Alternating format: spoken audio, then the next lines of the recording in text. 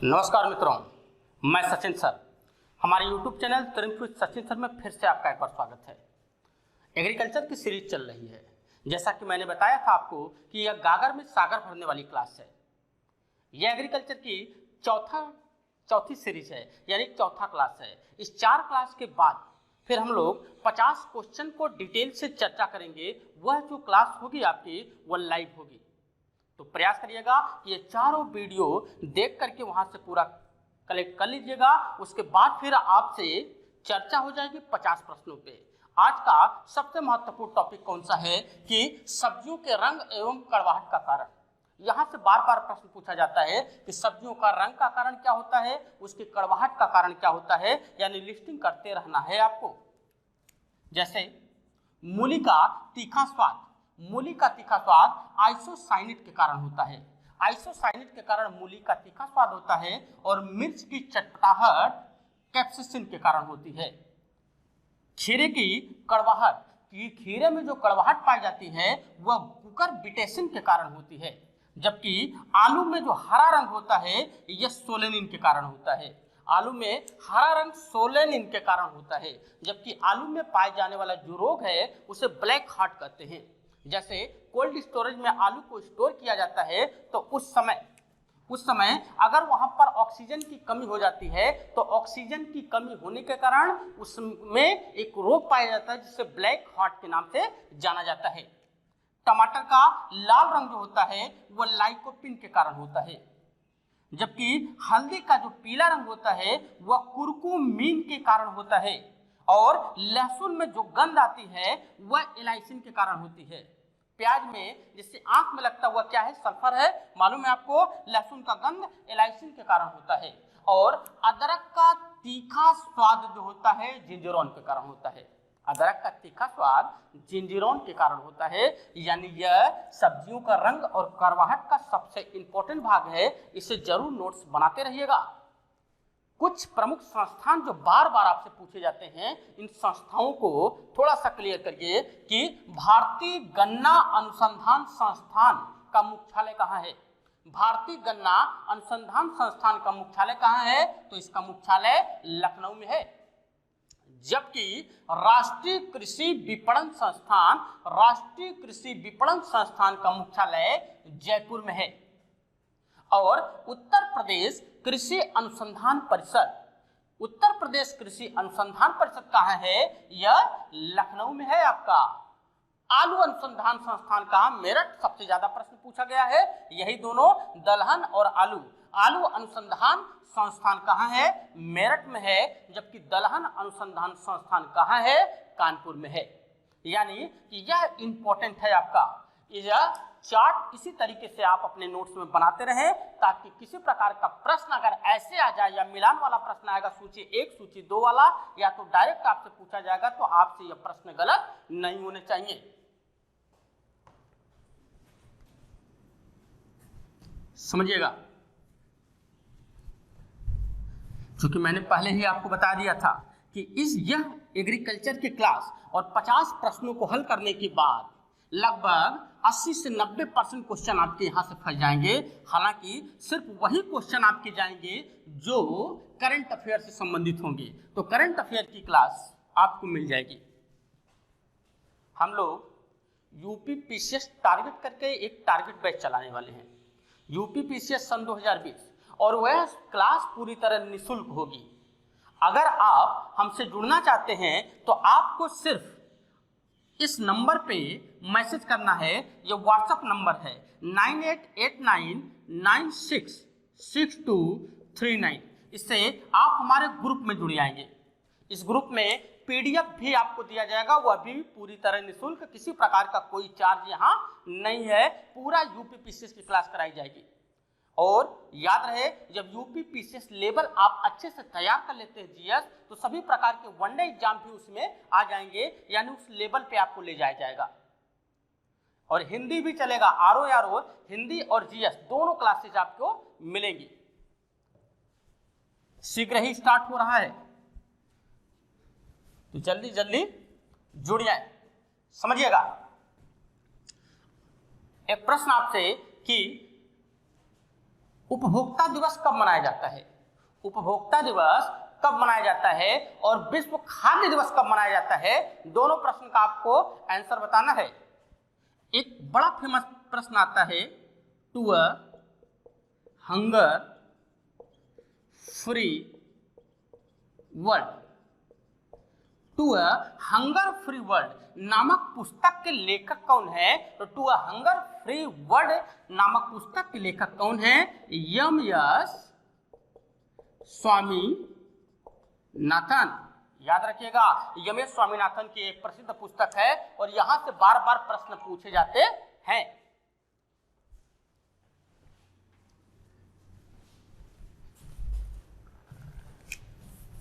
कृषिगत ऋण के स्रोत,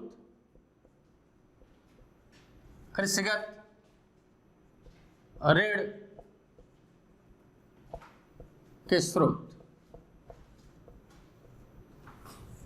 मैंने पिछले क्लासेस में आपको बताया था कि कृषिगत ऋण के प्रकार कितने होते हैं। तो 3 प्रकार के कृषिगत ऋण लिए जाते हैं, जैसे कि अल्पकालिक यानी लघुकालिक, मध्यमकालिक और दीर्घकालिक। यहाँ कृषिगत ऋण के स्रोत की बात होगी। तो कृषिगत ऋण के स्रोत को 2 भागों में बांटा गया है। एक होता है गैर संस्थागत स्रोत, गैर संस्थागत स्रोत। इस गैर संस्थागत स्रोत को हम परंपरागत स्रोत भी कह सकते हैं, परंपरागत स्रोत। और एक तरफ है आपका संस्थागत स्रोत, संस्थागत स्रोत। समझिएगा कि गैर संस्थागत या परंपरागत स्रोत में क्या आता है, इसे देसी बैंकर भी कहते हैं। इसे देसी बैंकर के नाम से भी जाना जाता है। जैसे इसमें कौन आ जाएगा? सेठ, महाजन, जमींदार,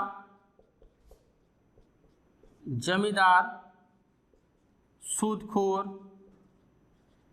इत्यादि इसके अंतर्गत आ जाएंगे। यानी यह देसी बैंकर क्या होते हैं? देसी बैंकर आपके आसपास के ऐसे व्यक्ति जिनसे आप ऋण लेते हैं, जिनसे आप ऋण लेते हैं और इस ऋण पर ब्याज की दर एक निश्चित होती यानी न्यूनतम होती है। समय के साथ साथ यह ब्याज की दर लगातार क्या होती है? बढ़ती जाती है। और यह ब्याज की दर लगातार बढ़ने से एक समय ऐसा आता है जब ब्याज बराबर ऋण हो जाता है, यानी मूलधन जो आपने ऋण लिया था वह ब्याज के बराबर हो जाता है। यानी किसानों पर इसका लगातार प्रेशर पड़ने लगता है और यही देसी बैंकर किसानों की आत्महत्या का सबसे बड़ा कारण बनते हैं। आपको पता है कि सबसे ज्यादा किसान महाराष्ट्र में आत्महत्या करते हैं और महाराष्ट्र का वह क्षेत्र कौन सा है? विदर्भ। महाराष्ट्र का विदर्भ क्षेत्र है जहां पर किसान सबसे ज्यादा आत्महत्या करते हैं। और संस्थागत स्रोतों में अगर देखा जाए तो संस्थागत स्रोतों में सबसे बड़ा स्रोत कौन सा है? नाबार्ड। सबसे बड़ा स्रोत नाबार्ड है। दूसरा कौन सा है? Lead bank. लीड बैंक दूसरा स्रोत है। तीसरा स्रोत इसका क्या है? तीसरा स्रोत एलडीपी और चौथा आरआरबी। प्रमुख रूप से यही संस्थागत 4 स्रोत आपको पढ़ने हैं। इनको थोड़ा सा डिटेल से देखने का प्रयास करते हैं। यहां से जो प्रश्न आए हैं वह प्रश्न आपसे गलत नहीं होने चाहिए। नाबार्ड। नाबार्ड का पूरा नाम क्या है? National bank for agricultural and rural development. NABARD का पूरा नाम national bank for agricultural and rural development. सन 1979 में एक कमेटी का गठन हुआ था जिसका नाम था शिवरामन कमेटी। शिवरामन कमेटी सन 1979 में शिवरामन कमेटी का गठन हुआ था और इसी कमेटी के सुझाव पर 12 जुलाई सन 1982 को नाबार्ड का गठन होता है। नाबार्ड का गठन कब हुआ? 12 जुलाई सन 1982 को हुआ। नाबार्ड का मुख्यालय कहाँ है? नाबार्ड का मुख्यालय मुंबई में है। और इसकी प्रारंभिक पूंजी कितनी है? प्रारंभिक पूंजी, यानी न्यूनतम पूंजी इसकी कितनी है, प्रारंभिक पूंजी 2000 करोड़ रुपया। 2000 करोड़ रुपया नाबार्ड की प्रारंभिक पूंजी है। और वर्तमान में इसके अध्यक्ष कौन है, हर्ष कुमार भानवाला। हर्ष कुमार भानवाला इसके वर्तमान के अध्यक्ष है। और यही नाबार्ड नामक संस्था क्या करती है, कृषि और ग्रामीण क्षेत्र के विकास के लिए काम करती है। कृषि व ग्रामीण क्षेत्र के विकास के लिए काम करती है। नाबार्ड से इसमें प्रश्न पूछे जाएंगे, यानी इसका बार बार पूरा नाम पूछता है। और इसके बाद यह पूछता है नाबार्ड का गठन किस कमेटी के सुझाव पे हुआ, सुरामन कमेटी के। कब हुआ, 12 जुलाई सन 1982 को। इसका मुख्यालय मुंबई में है। इसकी प्रारंभिक पूंजी 2000 करोड़ रुपया है। अध्यक्ष इसके हर्ष कुमार भानवाला हैं। और इसका प्रमुख कार्य क्या है, कृषि और ग्रामीण क्षेत्र के विकास के लिए कार्य करना। यह है नाबार्ड। नाबार्ड से 5-6 प्रश्न पूछे जा चुके हैं जो आपसे गलत नहीं होंगे। दूसरा क्या है, दूसरा है आपका लीड बैंक।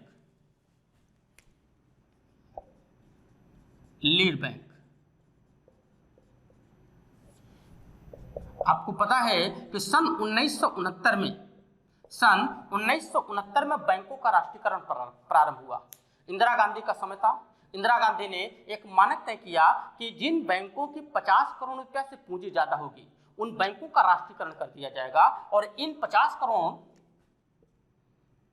वाली पूंजी के मानक में कितने बैंक आए, 14 बैंक आए। यानी सन 1969 में जब पहली बार बैंकों का राष्ट्रीयकरण किया गया तो उसमें 14 बैंक आए। राष्ट्रीयकरण किसे कहते हैं, यानी ऐसे बैंक जो पहले निजी क्षेत्र में काम कर रहे हों और सरकार के द्वारा संसद में कानून बना करके स्वयं के नियंत्रण में ला लिया जाए, इसे ही राष्ट्रीयकरण कहते हैं। और सन 1980 में क्या किया गया, सन 1980 में फिर से एक मानक इंदिरा गांधी जी ने बनाया कि अगर किसी बैंक के पास 200 करोड़ रुपया पूंजी है तो उसका भी राष्ट्रीयकरण कर दिया जाएगा। और इसमें 6 बैंकों का राष्ट्रीयकरण किया गया। दूसरी बार 6 बैंकों का राष्ट्रीयकरण किया गया, पहली बार 14 बैंकों का राष्ट्रीयकरण किया गया था। समझिएगा, सन 1969 में एक कमेटी का गठन किया गया जिसका नाम था नारीमन कमेटी। नारीमन कमेटी का गठन किया गया और नारीमन कमेटी से यह पूछा गया कि कैसे वित्तीय समावेशन के उद्देश्य की प्राप्ति की जा सकती है। वित्तीय समावेशन के उद्देश्य की प्राप्ति की जा सकती है। वित्तीय समावेशन किसे कहते हैं कि ज्यादा से ज्यादा ग्रामीण क्षेत्रों में बैंक की शाखाएं खोलना और शाखा खोल करके ज्यादा से ज्यादा लोगों को बैंक में खाता खोलने के लिए प्रोत्साहित करने की प्रक्रिया को क्या कहते हैं, वित्तीय समावेशन। और वित्तीय समावेशन से संबंधित सबसे बड़ी भारत की योजना कौन सी है, जनधन योजना। जनधन योजना जिसमें जीरो बैलेंस से खाते खोले जाते थे, जीरो बैलेंस से खाते खोले जाते थे। और यह जीरो बैलेंस से खोले गए खातों को क्या कहते हैं, इसे नो फ्रिल खाता के नाम से भी जाना जाता है। और इसी नार्मन कमेटी के सुझाव पे यह कहा गया कि जिले स्तर पर, यानी लीड बैंक का काम क्या है, जिले स्तर पर विकास करना। जिले स्तर पर विकास करना मतलब कि जिले स्तर पर जितने बैंक काम कर रहे हैं उन बैंकों में से जो सबसे अच्छा काम कर रहा है उस बैंक को लीडिंग रोल दिया जाए। और उस लीडिंग रोल वाले बैंक के साथ साथ सारे जिले के बैंक सामंजस्य बना करके उस जिले का बेहतर विकास करने का प्रयास करेंगे। यही क्या है, लीड बैंक है। यानी लीड बैंक का उद्देश्य क्या है, जिले स्तर पर लीडिंग रोल किसी बैंक को देकर के सभी बैंकों के साथ सामंजस्य की स्थिति बना करके वित्तीय समावेशन के उद्देश्य की प्राप्ति करना, यह लीड बैंक है। दूसरा बैंक आपको संस्थागत स्रोत समझ में आ गया हो। तीसरा एलडीबी। एलडीबी का पूरा नाम क्या है, land development bank, land development bank. इसे भूमि विकास बैंक कहते हैं। इसे भूमि विकास बैंक कहा जाता है या इसे ही भूमि बंधक बैंक भी कहते हैं। इसे भूमि विकास बैंक या भूमि बंधक बैंक भी कहते हैं। इसका गठन कब हुआ, इसका गठन सन 1920 में। पहली बार इसका गठन सन 1920 में हुआ। कहाँ होता है इसका गठन? पंजाब में होता है। और सन 1929 में दक्षिण भारत मद्रास में, यानी चेन्नई, सन 1929 में मद्रास में इसका गठन किया गया। यह करता क्या है? किसानों की भूमि को गिरवी रख करके उन्हें दीर्घकालिक लोन देता है। यानी दीर्घकालिक लोन के बारे में आपको बताया गया था पिछली क्लासेस में कि दीर्घकालिक लोन यदि कोई किसान या कोई व्यक्ति 5 वर्ष से 20 वर्ष के लिए ऋण लेता है तो उसे दीर्घकालिक ऋण कहा जाता है। और यह कैसा ऋण देता है? आपको दीर्घकालिक ऋण देता है। सबसे फेमस क्वेश्चन इसका यही है कि एलडीबी से किस प्रकार का ऋण मिलता है? दीर्घकालिक ऋण। और कहाँ हुआ था? पंजाब में 1920 में और मद्रास में सन 1929 में इसका प्रारंभ हुआ था। यह तीसरा संस्थागत स्रोत था। चौथा संस्थागत स्रोत आरआरबी। आरआरबी का पूरा नाम जानते हैं आप? Regional rural bank. Regional rural bank. Regional rural bank का मतलब क्षेत्रीय ग्रामीण बैंक। क्षेत्रीय ग्रामीण बैंक का गठन कब हुआ? 2 अक्टूबर सन 1975 को। 2 अक्टूबर सन 1975 को आरआरबी का गठन होता है। और आरआरबी का गठन किसके विचारों पर आधारित है? तो महात्मा गांधी जी के। गांधी जी क्या कहा करते थे? गांधी जी कहा करते थे कि भारत गांव का देश है, भारत गांव का देश है और गांव का विकास का मतलब भारत का वास्तविक विकास है। और गांव के विकास से संबंधित क्या है? आरआरबी यानी रीजनल रूरल बैंक, जिसका गठन किस कमेटी के सुझाव पर हुआ था? तो नरसिंघम कमेटी के सुझाव पर। इसका गठन नरसिंघम कमेटी के सुझाव पर किया गया था। और आरआरबी किन राज्यों में नहीं है? तो आरआरबी गोवा और सिक्किम, गोवा और सिक्किम में आरआरबी नहीं है। यह था आपका संस्थागत स्रोत। गैर संस्थागत स्रोतों में देशी बैंकर आ जाएंगे और संस्थागत स्रोत में आपको 4 संस्थान पढ़ने हैं। नाबार्ड पढ़ना है, एलडीबी पढ़ना है और एलडीबी के साथ साथ फिर आरआरबी पढ़ना है और लीड बैंक पढ़ना है। इसके बाद कृषि कीमत लागत आयोग, समझिएगा। अगली हेडिंग है कृषि कीमत आयोग।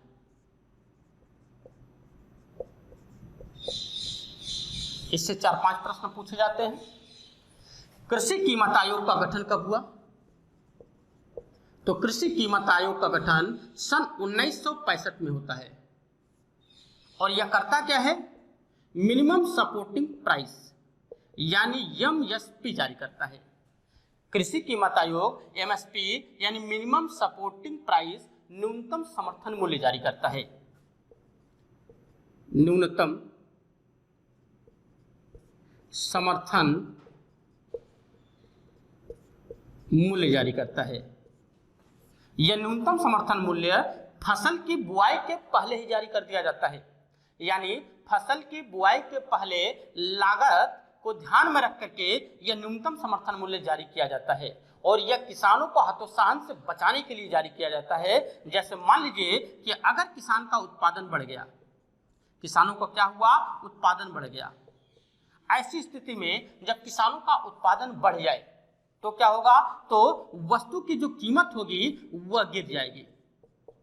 यानी अगर लागत किसान ने लगाई 10 रुपया और वस्तु गई 7 रुपये में, तो लागत का भी पैसा नहीं निकल पाया, यानी 3 रुपया किसान को घाटा हुआ।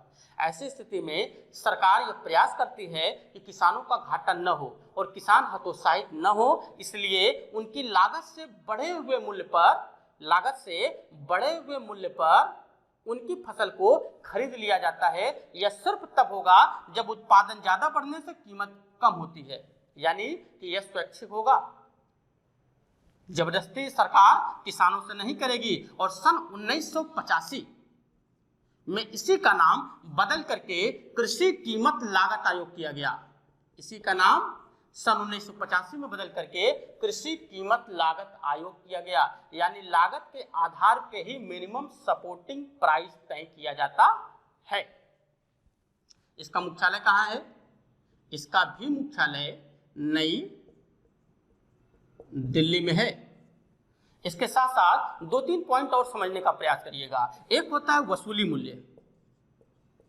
वसूली मूल्य, इस वसूली मूल्य को मंडी मूल्य के नाम से भी जाना जाता है। और एक होता है निगमन आवंटन मूल्य। तीन होते हैं। एक होता है न्यूनतम समर्थन मूल्य। न्यूनतम समर्थन मूल्य फसल की बुआई के पहले ही जारी कर दिया जाता है।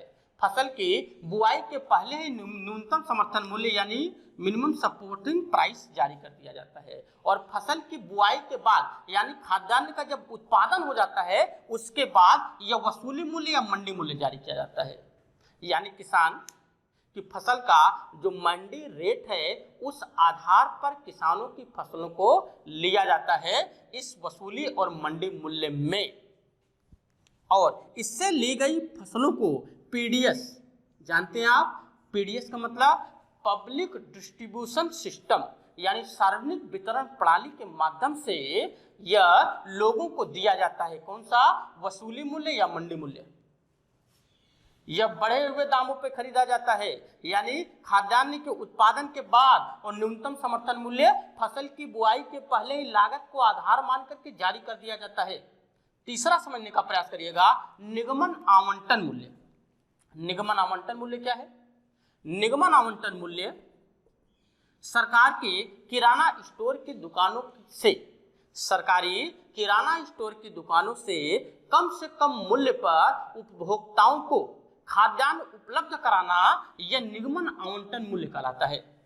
यानी सरकारी किराना स्टोर है, वहां से खाद्यान्नों का मूल्य कम से कम दाम पर उपभोक्ताओं तक पहुंचाया जा सके, यह है निगमन आवंटन मूल्य।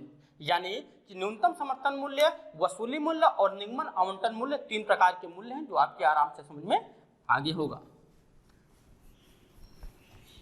समझिएगा। कुछ संस्थान के बारे में समझ लीजिए, और यह संस्थान बड़े इंपॉर्टेंट है। जैसे एक है आपका नेफेड, बार बार पूछा जाता है नेफेड। एक है ट्राइफेड, और तीसरा है ICAR। यह बार बार पूछे जाने वाले प्रश्न हैं। एक एक करके तीनों को समझने का प्रयास करिए, यहां से जो प्रश्न आया वह आपसे गलत ना हो। नेफेड का पूरा नाम क्या है? पहले नेफेड देखिए, नेफेड का पूरा नाम क्या है? नेशनल एग्रीकल्चरल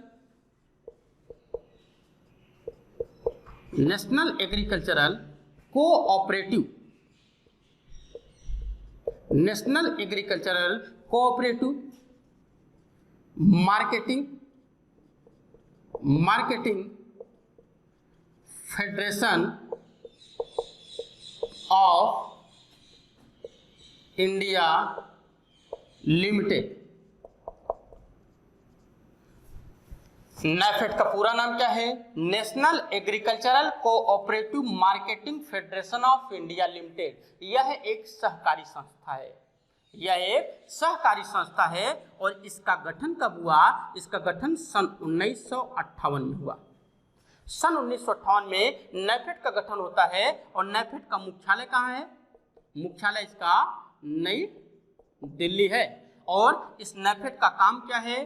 कृषि विपणन को बढ़ावा देना, कृषि विपणन को बढ़ावा देना, कृषि विपणन को बढ़ावा देना, यह है नेफेड का प्रमुख कार्य। कृषि विपणन का मतलब होता है कृषि बाजार को बढ़ावा देना, कृषिगत बाजार को बढ़ावा देना। यानी किसानों का जो फसल का मूल्य है उसे बाजार तक पहुंचाने का काम कौन करेगा? नेफेड नामक काम करेगी, नेफेड नामक संस्था करेगी। चार प्रश्न पूछे जाते हैं। नेफेड का पूरा नाम याद रखिएगा, उसकी स्थापना याद रखिएगा, उसका मुख्यालय याद रखिएगा और इसका प्रमुख कार्य याद रखिएगा।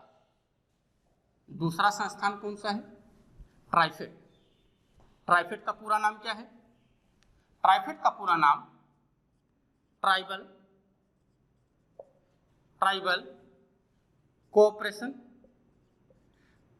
Cooperation marketing tribal cooperation marketing development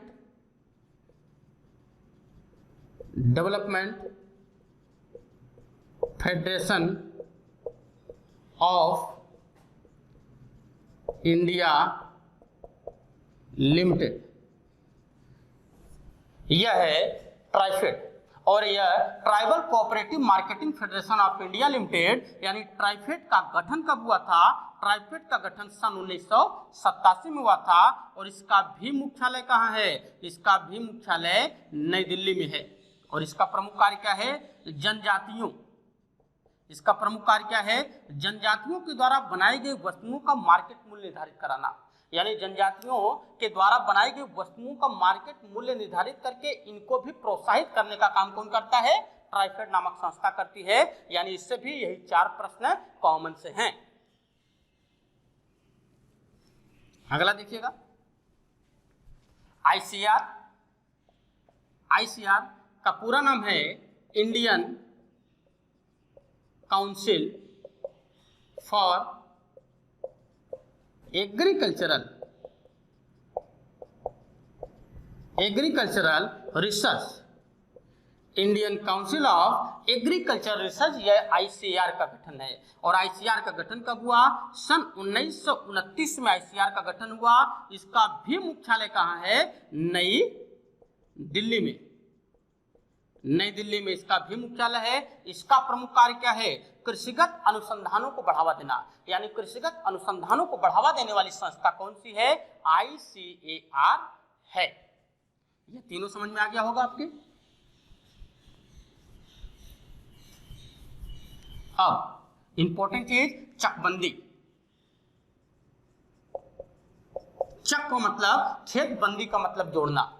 चकबंदी किसे कहते हैं? जब किसी के छोटे छोटे खेत के आकार को मिलाकर के बड़े खेत के आकार में परिवर्तित कर देने की जो प्रक्रिया होती है उसे चकबंदी कहते हैं। छोटे छोटे खेत के आकार को मिलाकर बड़े खेत के आकार में परिवर्तित कर देने की प्रक्रिया चकबंदी कहलाती है।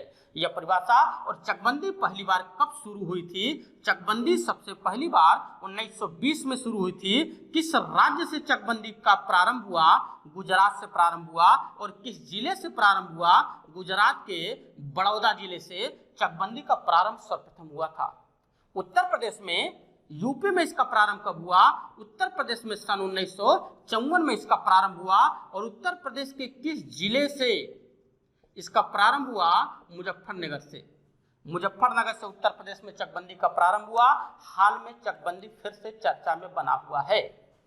यह चकबंदी है। 3-4 क्वेश्चन चकबंदी से हैं। एक नया कॉन्सेप्ट, हदबंदी किसे कहते हैं? हदबंदी। हदबंदी में क्या होता है? किसी भी परिवार की अधिकतम भूमि को सुनिश्चित कर देना, यानी निर्धारित कर देना। किसी भी परिवार के अधिकतम भूमि को सुनिश्चित कर देना यानी निर्धारित कर देने की प्रक्रिया को हदबंदी कहते हैं। जैसे अगर सरकार ने यह मानक बना दिया कि 2 हेक्टेयर से ज्यादा किसी के पास भूमि नहीं होगी और आपके पास 3 हेक्टेयर है, तो 1 हेक्टेयर की भूमि को क्या करेगी सरकार? अधिग्रहित कर देगी।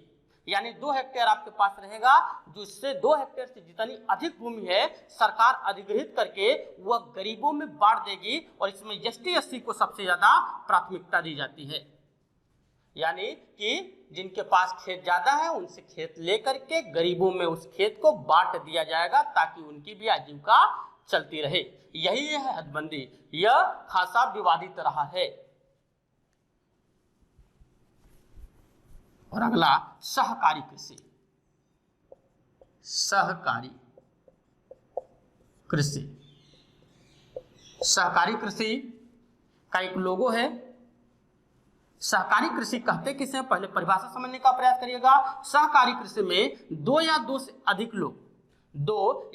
से अधिक लोग मिलकर के सहकारी समितियों में पंजीकरण कराते हैं।